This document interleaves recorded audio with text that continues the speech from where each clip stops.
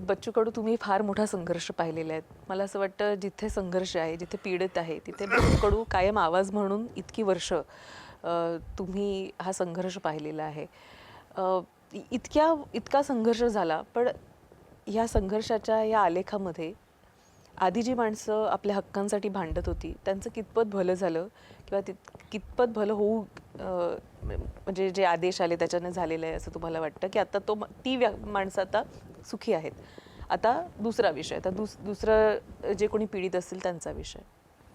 दिव्यांगांचे 182 शासनाने काढले आम्ही. 5% निधी देशाच्या पातळीवर फक्त महाराष्ट्रात खर्च होतं. इतर राज्यात होत नाही. फक्त महाराष्ट्रच खर्च करत आहे. 600 रुपये महिना होता, 2,500 नेला आम्ही. या गरिबाच्या घरी जे पैसे 600 जात होते ते 2,500पर्यंत नेले. तर विधानसभेत जास्त ताकदीनं बोललो आणि रस्त्यावर पण. महाराष्ट्र सदन पूर्ण ताब्यात घेतलं होतं दिल्लीचं. तिथले गुन्हे अलगच आहे अंगावर.